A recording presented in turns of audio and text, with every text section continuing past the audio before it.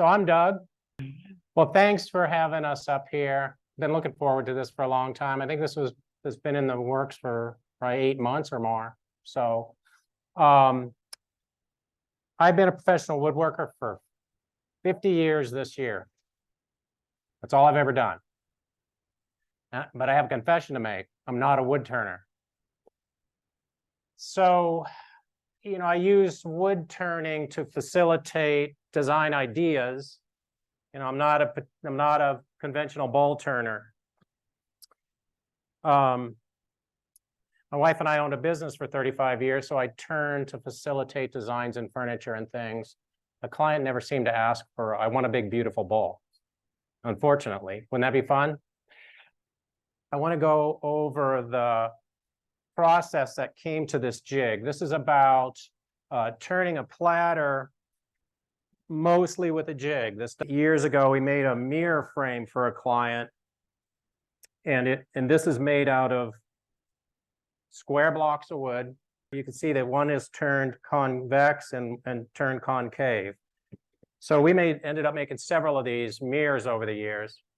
So this technique evolved into a couple things over the years. This is one of them. This is a jewelry box, and this is a little concave cutout in this pyramided lid. This was a pyramid, and I just turned these concave. This process evolved of turning this platter using a jig. And it evolved from that process of that mirror frame using this sort of follower jig to create the inside and the outside curve. Can you imagine not ever using a lathe and trying to turn this perfect smooth sphere that has very little sanding and is very parallel in thickness and not clunky heavy? Well, this allowed that to happen. And it also has to be minimal amount of sanding. Well, this process allows the interior of the bowl minimal sanding because it ends up so smooth and so clean on just about any wood. I mean, we'll test. I've never tested it on pine, but we'll try it on the pine here. So the way this process works is I made these boxes for the lathe that bring this a tool. There's no tool rest used here. They bring this tool right to the center point as it's rotating. So, you have to make one of these boxes for your lathe and a tool like this. And there's some geometry involved in figuring out what this curve looks like to create that shape inside and that shape outside. So the geometry of this process before you make these arcs is to figure out, first of all, the diameter of the bowl you want to turn and the curve that you want in that. So that would be the thickness of the bowl and the diameter of the bowl. There's a ratio that you can use this jig for. So imagine that you're turning a smaller diameter bowl. It would have to be thinner to achieve this result of this thickness and this foot. Fits into the gap in the lathe, and this little piece of wood right here flips around and locks in underneath the bed right here and holds this in place. And then it allows it to be moved back and forth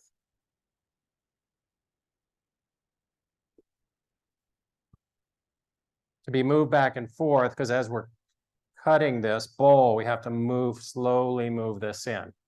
Now, also one of the criteria for the students in a project class is it has to be basically foolproof so that there's not going to be a mistake. And, I engineer the projects to be that way, and often there's jigs involved.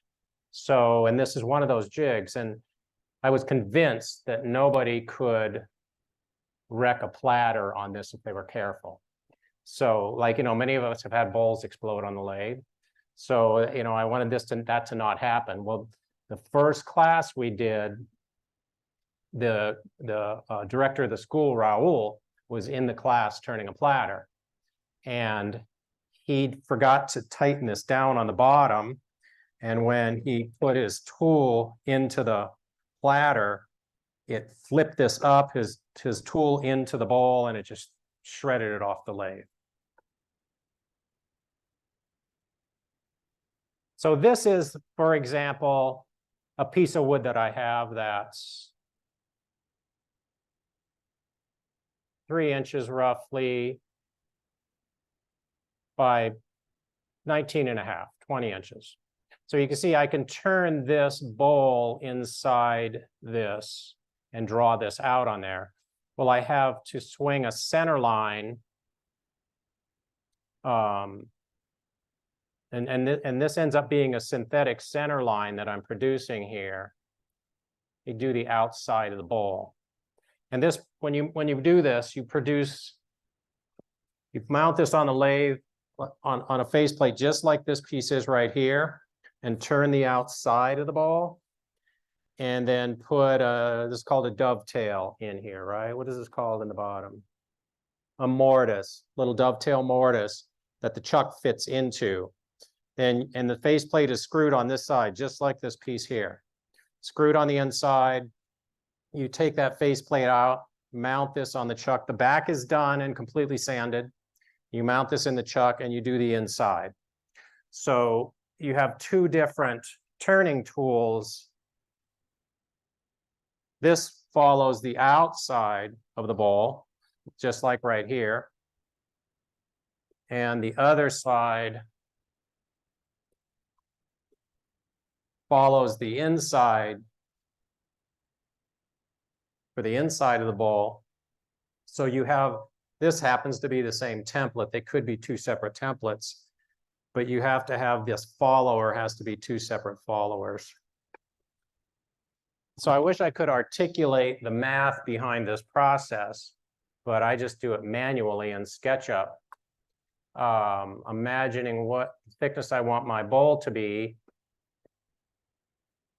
the thickness I want the bowl to be, and the radius of the bowl, and find a center point here. So that gives me my inside curve, and I have to calculate that this jig that's here is this tool. So I have to know this is where my tool is rubbing on the jig, and this is how far past it protrudes. So when I first did this, I just laid it out on a piece of wood with a big compass. So this creates the inside curve, and then swinging from the same radius is the outside curve. So this one points to that center line, and this swings that exterior arc.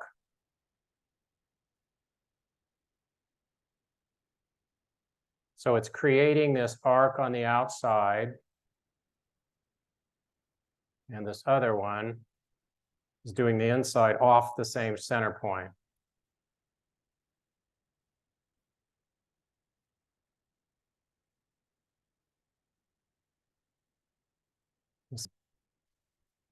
So once I have this figured out, I know that I can turn bowls that have, this isn't really an aspect ratio because this is a curve right here. So, I can lay it out and see that I could, within this same curve, I could turn a bowl that's 2 1/4 by 15 3/4 or smaller.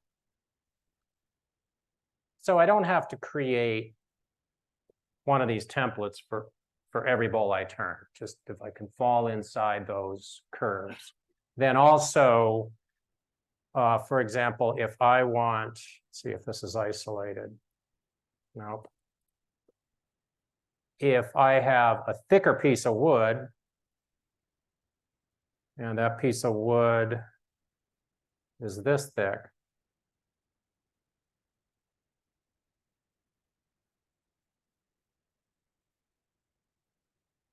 so it's going to be around 4 inches thick. I could just make this foot taller right here. So I can modulate this a little bit by making this little foot area right here shorter and taller. And everybody understands this is one of these bowls in section, right? Looking at the section of the bowl. So that's the geometry. I wish I could give you a math formula. I'm not that smart. I just have to manually do it. To me, it's simple geometry. And, you know, and I use SketchUp for my design work, and wow, does that make things easy, you know. Once you've established that, and for the school, the bowl is always 1 3/4 inches thick, 16 inches in diameter. This has a bigger foot on it, this piece of wood, and this one's a little bit thinner.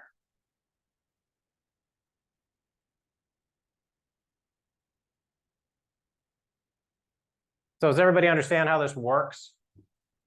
For the most part. So when the students do this in class, they don't ever put a turning tool to it, except for the mortise in the bottom. They don't put a turning tool to this to rough off this surface, to get rid of the bulk underneath here before you start using this jig in here to turn this away. But if you're doing this at home, you can knock this bulk off and then use the jig to come down to where you want and clean it up real nice. Because truly, it makes such a nice surface. It's very little sanding, and this is a perfect sphere right here. So when I originally conceived of this, I was thinking of using, well, actually, when I did this mirror, for example, these were blocks of wood that were put on a piece of plywood mounted to a chuck that was bandsawed round. This block of wood was put on there. Did my speaker go out? No. Okay. This block of wood was put on there in a little frame of wood that I could stick that in there in the same place every time, and then screwed in from the back. So you can't, that's why this is painted black, probably had holes in it. So, and then I just made this same kind of jig, this inside and this outside synthetic radius to create these curves. And then this was, believe it or not, was veneer. This is redwood burl. Underneath here is probably alder or poplar or something like that. Same thing with this. This was done, you know, on a spinning block, a spinning back plate, and this jig swept in there like this. Technically, it could have been a piece of metal on a radius that swept in there. So what I usually used was those carbide replacement tips for your carbide turning tools, which, you know, I just looked on Amazon and bought these. And while I was hunting around, I found these turning tips that have a 27-degree bevel on them, and they're for machinists. And I just needed something more aggressive to get the wood out of there fast for the students. Well, I found out that those actually make a nice, it has because of that angle, it makes a really nice surface. So I'm gonna send this whole tool around. Now, when it comes around, look at the bevel on this piece of metal. This is just cold rolled, looks like 3/8 by 1/2 inch steel bar. And when I made these, I made 12 of them for the school. So I don't want to say they're rigged, but they were made inexpensively. If you were to make one, there's a lot of things on here that could be improved, but they work great for the school. So I made this jig out of a beautiful piece of cherry for some reason. And this tool sits in here upside down. So it's that piece of steel. It just gets in, it goes in here upside down, and you can see it's at an angle. You see on the camera. Oh, it's still not there.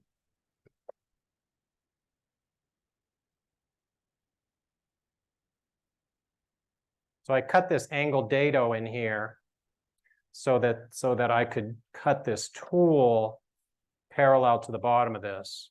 And I just did this in a router table, believe it or not, little WD-40 on the router bit, and just shaved this off at an angle. You'll see that when it comes around. And then just bolted that little tool tip on there. So the first time I did this at the school, I used those flat tips and then noticed that this tool made such a clean cut, I never went back to using those. It doesn't remove material quick enough. So let me demonstrate very quickly how this funny little thing works. And again, you have to turn the outside of the bowl first. When the students come in for this class, you know, really all they do is screw the faceplate onto a blank, bandsaw it round, and put it on the lathe. But, you know, a lot of them haven't ever used the lathe before, and they have this is where they have trouble on this, putting this mortise in here. So the instructors often end up doing it for them, or Rick helped us out a lot. Actually, like I said, I'm not a conventional wood turner, so I kind of scratch away at the wood mostly. So Rick came and showed us how you would cut that in there. So they do this underside, and then it gets mounted on the chuck, and they do this side on with this same process. They don't knock this off with a gouge or anything. They do it little teeny cut at a time. And with this technique, you can't really take a 1/2 inch cut. You can't set this jig a 1/2 inch into this piece of wood and expect to take that away if you don't have a lot of experience at it. So this guy just bumps up against here. I'll leave a little gap here, about a 1/16 of an inch, and tighten this down. Now I got to make sure, yeah. See, this is what Raoul did. He didn't rotate that thing. What I just did.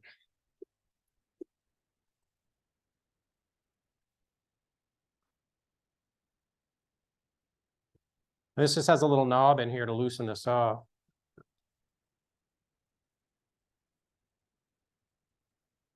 Yeah, now I'm going to put a foot on the bottom of this thing.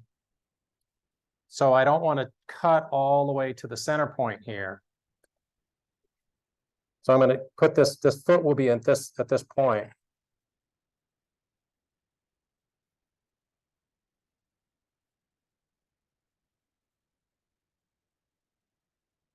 So you can see I'm taking off about a 1/16 of an inch of wood here, just holding this on this jig.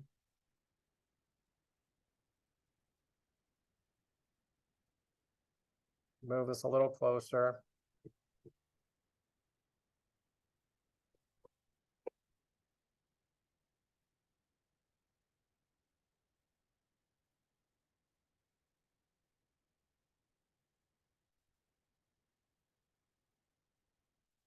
The way that tool is made, you can see I ground an angle below the tool, and it won't allow you to take a big cut.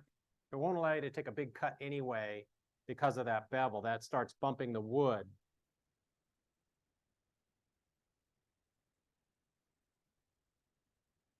I pre-turned some of this before you all got here.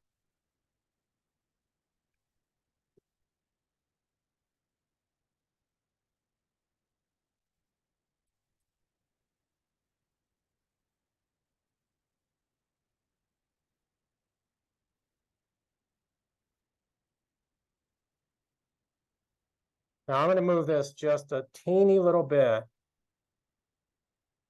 and take just a fine cut. When I get down to my final cuts, often I'll rotate this tool when I'm getting to the final cut, so I have a very sharp edge.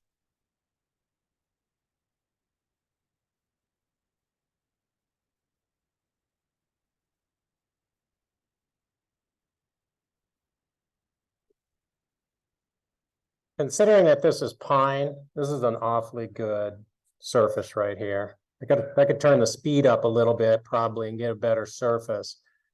But this would take very little sanding, you know, and nobody likes sanding, right?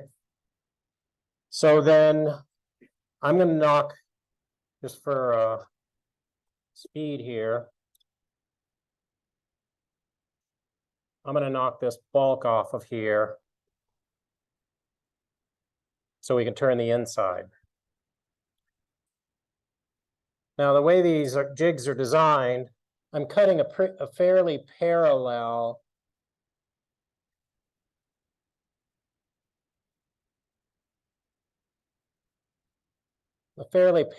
cut. So this will be consistent down through the bottom here. So I could change the radius of this back piece or the front piece to make this arc to where it was thicker in this when it got down to the bottom. I might recommend doing that if you have like an unstable wood that's going to flex when it gets too thin, like oak or something like that.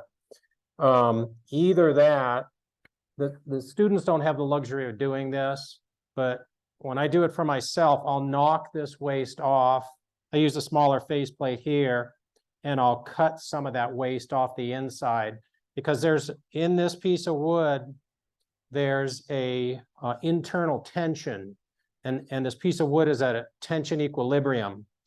And everybody knows when you take a big board, you cut a thin piece off of it, how it twists. You've taken everything away that was supporting that piece of wood and keeping it straight. Same thing on a turning. Everybody knows you know the outside is perfect. You take the inside away and it goes like this. Sometimes it's drying as you're turning it and it's coming to a moisture content equilibrium, but most often than not, it's tension equilibrium. If I was to take all of this off the outside of this outside would flex. We all know that.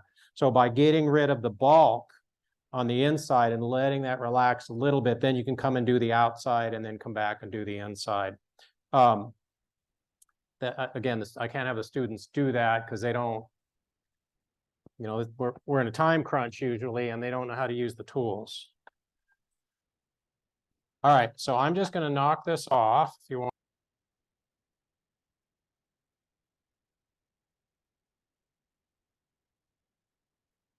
It never feels quite right. You can feel the ripples that go around here. This process makes that turning it off, turning it back on again, and dialing in that curve. This makes that go away. So I'm just going to flip this jig around on here to the inside curve.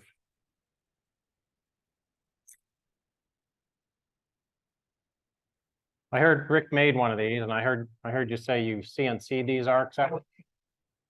You CNC'd these arcs out? Yeah.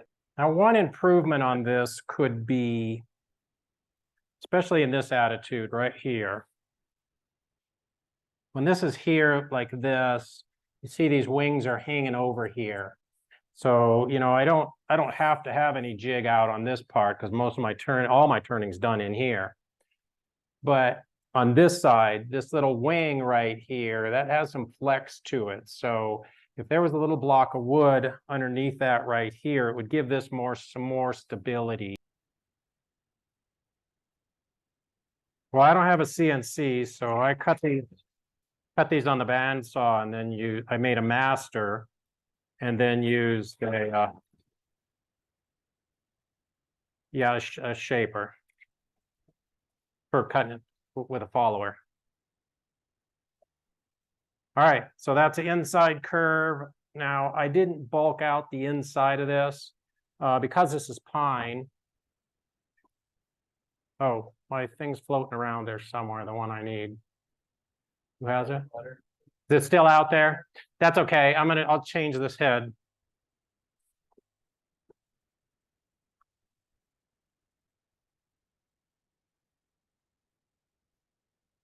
Any questions so far? So you kind of have to be a woodworker to make this jig, unless you get together with a group. Are you guys going to do that?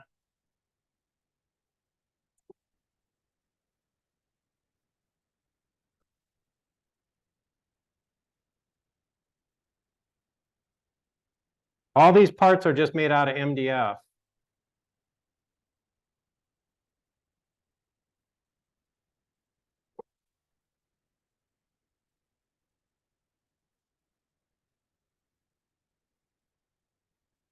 So now I have the inside curve here for the inside of the bowl.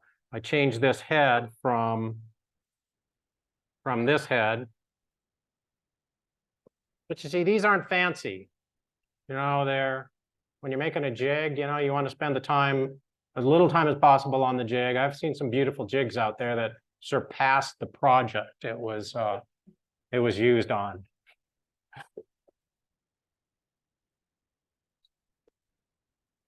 Okay, so same thing. I'm going to show you. Okay, I want to make sure this is solid. And I'm gauging the depth of my cut when I bump this here by the gap that it's created. It's the gap that's created between the follower and the template. Let me take a light cut here.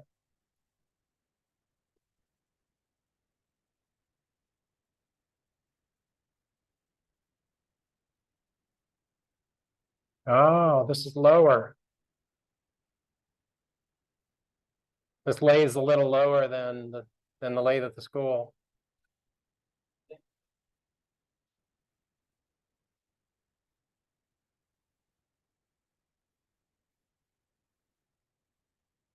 Well, that's strange.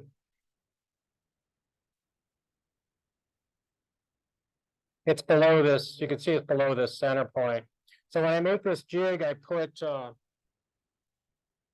these little sticks underneath here so that when you tighten it down, it's tightening flat because it's riding on the outside of the bed right here and not being cinched down and being off the bed over here. Plus these sticks allow you to, I can put a thicker stick on there to bring this up to center, but you see I'm below center here. So, pardon? I'm at about 1,300 right now, just because I'm in that center right there.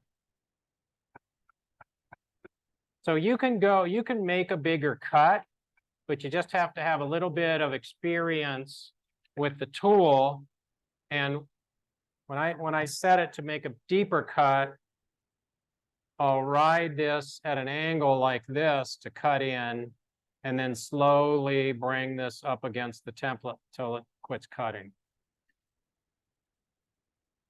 But the students, I'll have them do it just a 16th at a time. So now I'm going to ride this front corner on here. And I don't have to move the box so many times.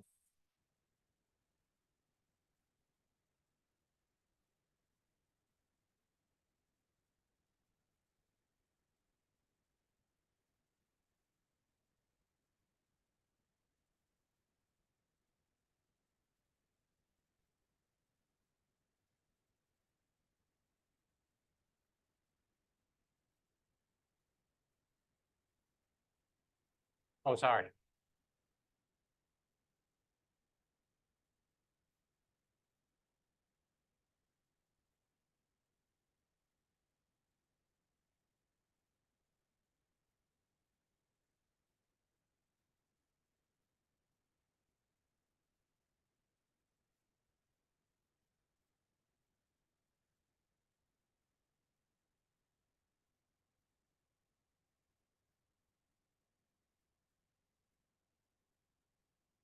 You see this box is clearing the bowl here, but this template is going into the bowl.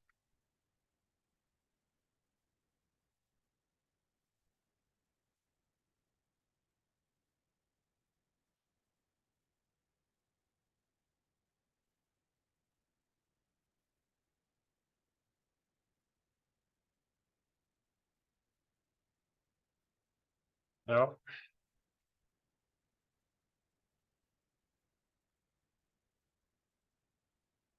Okay, I'm going to make one final pass. I think everybody knows that, you know, on the inside of a bowl, you go downhill to the center. And then on the outside of the bowl, you go from the center out because you're chasing the grain downhill instead of uphill like this and tearing it for the cleanest cut. So I'm already to the outside here.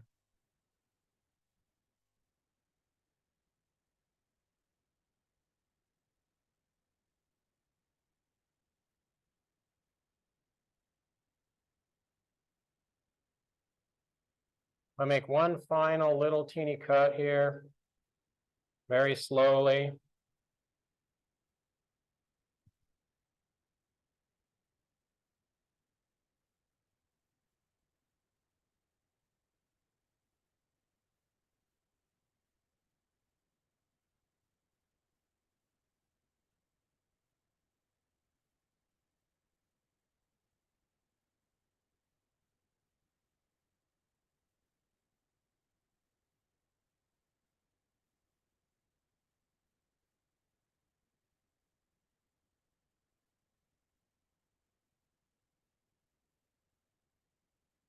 You see how clean that is? I mean, barely any sanding on this at all. So if this was up where it was supposed to be, this would mostly go away. It always leaves a little dot in the middle that you have to sand out. But I can take that out with another tool. So another thing, when you're turning this big platter and you're getting thin, when you're cutting, making your final cuts, you get some vibration in here, and this thing starts chattering, and the more it chatters, the worse that vibration gets. So I'll put my hand on the outside. I have a leather glove, and I'll put my hand on the outside just to stabilize. And there's something behind that piece of wood that's just a 1/4 inch thick spinning around. So I'll hold something there. The students will hold sawdust on that, just to stabilize it. And again, you're taking, by then they've developed a skill, and they're doing this one-handed, and they'll just take that fine little cut on there on the inside. I actually do the detail, whatever the edge is going to be. I do this edge before I do the inside. So I can't on this. This is an example that's pretty thick. Question is, this is different from the one at the school, right? Uh-huh. As far as the center point. Yes. So if each lathe is going to be different. It is. Yeah, you want the cutting edge of this tool to come right at center right here. Center. Yeah. Okay. And you know, and the ones at the school, they're a smidgen below, but the students just twist the tool, and that little tip goes away. So something else I wanted to say. So you see this this ellipse that's in the center of this platter right here. It's typically more what happens on anything, bowls or platters. You see this ellipse right here. It's because this is the bark side of the tree. The tree grew this way. This is the bark side. This is the pith side. If I would have turned this platter around this way, this would have been the 2 parabolas that come and meet towards the center. You've all seen that, but it makes a difference. You have to look into the wood and see that stuff. I might not know that as a furniture maker. If you're cutting the slat of the back of a chair and a curve on it, and you cut 5 pieces and 2 of them look like this, and then 2 of them have the parabola that comes from the outside. Which face of that board is facing the bark versus the pith? This is that ellipse. So in this case, the pith is back here. This is where you get the 2 parabolas coming together. So the pith is here. So my point being, look into that piece of wood. What do I want that pattern to look like? You know, because this isn't steel. Every piece of wood has its own character, and you use it to its advantage. Either one of these can be beautiful. I like to see this in the bottom of a platter or a bowl. So it's just the orientation of how you bring that piece of wood to the platter this way or this way. You don't want to cut a piece of wood in this shape and stick these little pieces of wood against it. The goal is to use big pieces of wood and assemble them, slice it up, and add other big pieces of wood to that in a glue up, and then put the angles on them and stuff. And here's that process in a nutshell. These were examples for the students to potentially used to create their platters, but everybody came up with something different. Actually, oh, okay. Here's the easiest one. Student glued up his board like this, and then just sliced it at an angle, and then just turned all those pieces around, stuck some other pieces in the glue up, and came to this. So that was kind of like a wild guess of what it would look like, but this was the simplest one to do. So if you want to create something more sophisticated, you kind of want to draw it on a piece of paper, and the students did that. They drew the design on a piece of paper, and then we dissected how to achieve that design. That's kind of like this guy right here is what's up on the screen. So just started by laminating these pieces of wood in here to create the skinny part, and then cutting out and removing a piece of wood and then replacing it exactly with what came away. If you don't, like Rick said, the lines don't match up. If I want to put an angled piece in here, this line right here, if I didn't cut this at an angle, at a wedge, this wouldn't be a straight line anymore. So that's simple enough. But for example, let's say I would cut this wedge out of here. What I would do was put back in a bunch of straight pieces like this in another glue up, and then taper this piece to fit against here. And the way we do it is to cut this on the bandsaw close to the line, and then run it over the joiner to make it a joinable surface. So we're cutting and joining these faces up to a line that we've drawn on there. So you can see both these pieces right here were glued on, and then this piece would have been cut into a wedge like this.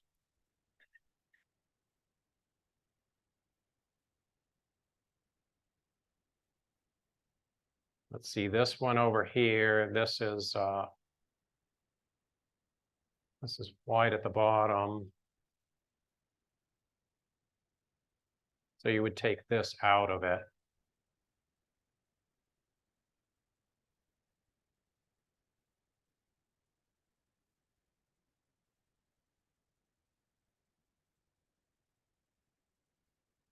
So I didn't glue wedge-shaped pieces on there.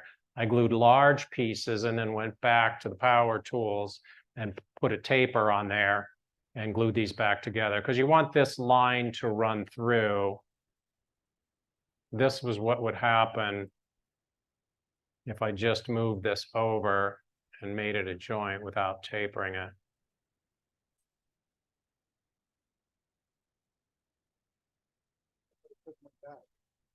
Rick asked, I held the students to a certain angle, and I can't tell you what that angle is. It was just a judgment call. And it's about, if I cut this in half and join it and glue it back together, that's the strongest that joint could possibly be. The second I start cutting at an angle, I'm moving away from the face grain, flat grain, the strongest way wood glues together, and I'm moving into the end grain. And it's like when you glue wood butt to butt, a butt joint, very little strength. And we're spinning this on the lathe, so we have to keep the integrity in that joint. So this would probably be the max. I mean, some of the students went past that. Yeah, like Rick, he didn't listen to me, but it didn't come apart. So I kind of keep this under control, because again, if I go 45 degrees across the grain, you probably have half the strength of the joint long grain. So anyway, yeah, that was a good question. So anyway, that was it. And then before it got turned, we did these plugs in here. And these plugs, I just took a piece of maple, drilled a hole in it, put the walnut in, and then came back with another plug cutter and cut off center. And the reason I cut off center, because it would be impossible to cut it on center. if it was off a little bit, it would look like a miss. So purposely made it off center. Anyway, so, and these plug cutters, you know, I bought mine years ago and it was made in China. I didn't think it would be any good, but they're fabulous. You get them in set like 1 inch, 3/4, 5/8, 3/8 and 1/4. And they're big plug cutters. They're big steel plug. You can make a plug 2 inches long in them. So they're cool for stuff like this. So he asked about the height of this thing, that if it needs to be right at the center. And yes, so some people have 6-inch to the beds. This is 8 inches to the beds. The Lagunas are 9 inches to the bed. So, you know, this box has to change height, I would say, because I don't think you want a 3-inch buildup underneath here. So I make these boxes below center. And for the, again, it's for the tool below center. And then I can modulate that with these little pieces of wood here. And this is just on with double stick tape. So this serves two purposes. It allows me to do a fine adjustment to get the tool to center. And it puts the load on the outside of the bed here, absolutely here. So it's got there's not as much leverage on the outside here. So what I was saying about the shape of the turning a bowl in two different ways. This is what I just did. It turned these ellipse in here. If you turn that same piece of wood over, you get this parabola that comes in this way. So, you know, that's worth paying attention to. Same thing right here. This is that ellipse. That's the ellipse. This is the same thing, but oh no, this is the other way, because there's a knot right here. You get this little island, but you see, this is what happens when the pith is on this side. You get this parabola that comes in here and here. This has the center island because there was a knot right here, and the wood kind of bulged up like that and dissected it that way. I think that's all I have. Oh, these are the same. So the little lids on this were turned so that that parabola or the ellipse showed.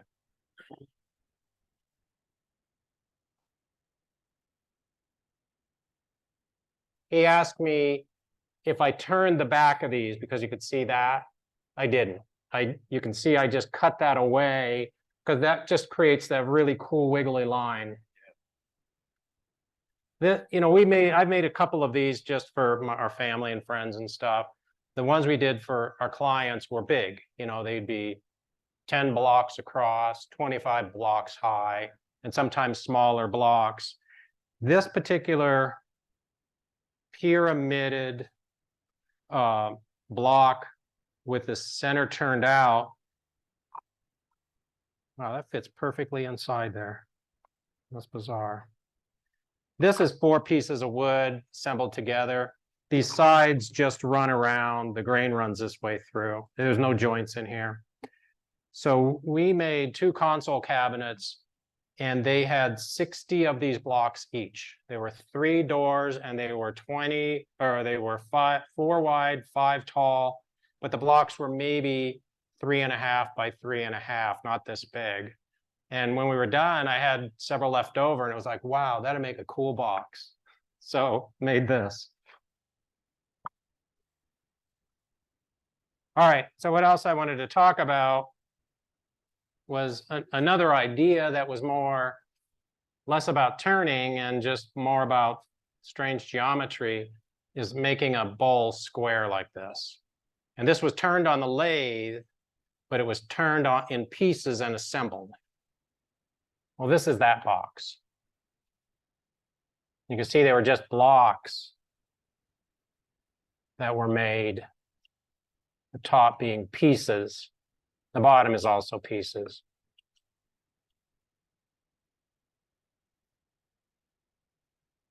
I'm missing. No, here it is.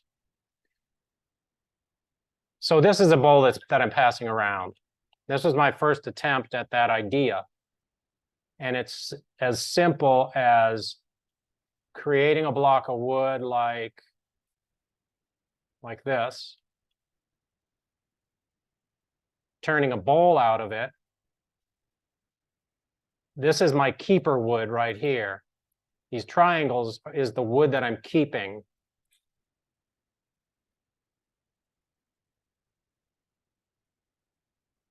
And this is waste wood.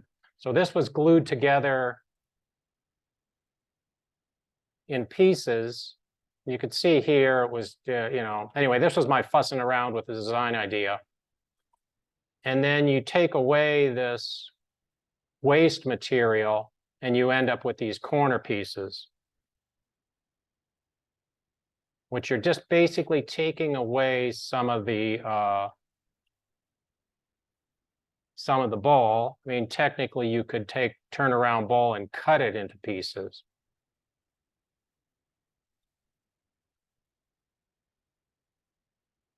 And then it's just assembled into a bowl.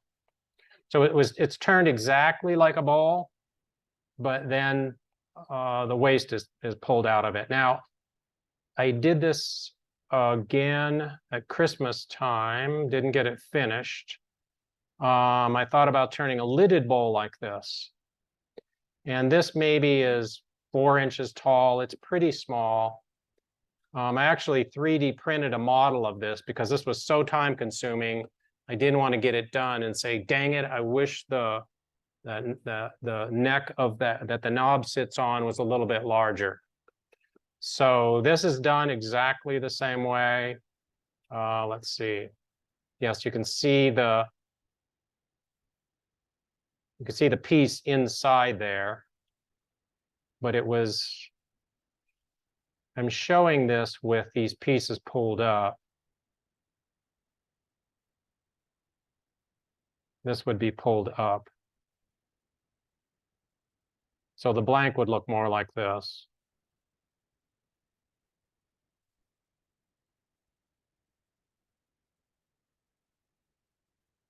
And inside there is this.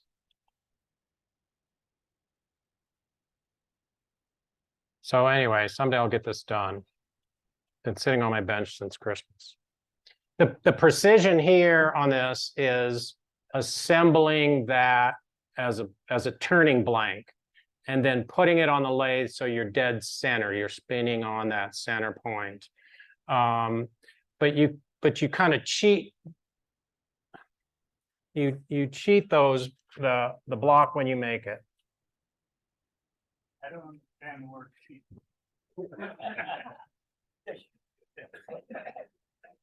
So I take a block of wood. Now we're looking in plan view. We're looking down on that turning. And you've already made these pieces of wood and you make them all at the same time. Let's say this is 2 inches. This is the waste piece. And I can glue another block onto here like this. And even if it doesn't line up perfectly, I glue these two together. I make 2 of these. And then I slice them off here. So now I have 2 of these that I can put a waste piece in that's exactly this width. I can put this waste piece in here like this. And it's also been cut straight across. The precision here is that these line up perfectly, right? And then you just have to spin it on dead center. Now there's a little bit of forgiveness there because when only the inside has to match perfectly, the outside you can adjust by sanding it if there's a little discrepancy in those miters when they come together. So, there's a little bit of fuss. Now, I believe when I made that bowl, I thought that I used paper in these joints, so you can take it apart. But when I did that lidded box, this guy,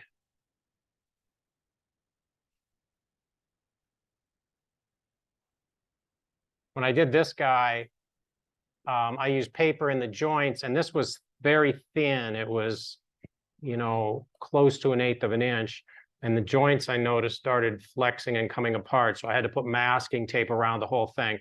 I wouldn't do that again. I would use like Franklin's white glue that's water soluble, and then cut the bulk off and then wash the glue off and redo it that way so it was more stable. So someday I'll do one this big, you know, that's taller, you know, that was to really test the process, and it worked. It's just not flashy, you know.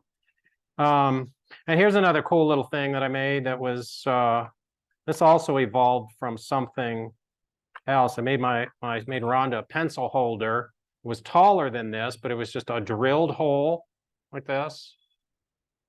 And it was two of them. One was this tall, one was smaller right next to it. And she just kept the scissors in one, the pencils in another. And I thought, wow, that'd be a cool box. And made a couple of these. I made one for a client and one for Rhonda. So, and then just a turned lid that fits into here. Kind of like, it looks like it's assembled, but it's one piece of wood. Fun project. What was really hard about this, and the next time I do it, I'll do it differently, was testing this lid. This was no trouble, you know, because you could still have this mounted on the lathe and test the lid on here. I couldn't test the lid in here. So I was like miking it to make sure that it fit and make sure this bead hung over correctly, you know, so that was kind of tough. But beyond that, it's fussy work. It's not complex. Did I mount this on 3 centers to turn this? No, this wasn't turned. These were drilled out with Forstner bits. And then this was band sawed out. This was cut away. I used to have an overhead router, but when we closed our business, I sold it. So I have an overhead router, and I could just router this stuff off of here. Now I'd have to do it by hand. But then this was just, you know, cut off and sanded around here and on the inside. So it was done, no lathe work here. This was the lathe work. So that, and now this is a pure turning. This is just, you know, something everybody could do on the lathe. And I just thought it was a cool design. Did this for the school once. It was so difficult prepping the material, and zebra wood is so unstable and so hard to turn, and it's never dry when you get it. So this was really a struggle but you know, all the students went away with a complete box. This also was a no skills required, and they really had trouble on the insides reaching that far in and turning the inside. So anyway, this is Rick's blank from the class he took. I like this graphic. How does that go?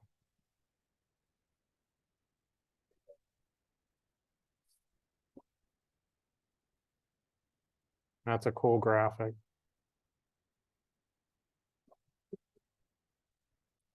So that's it. Any questions for Doug? Once again, Doug Forsha. How about a round of applause? Thank you, Doug.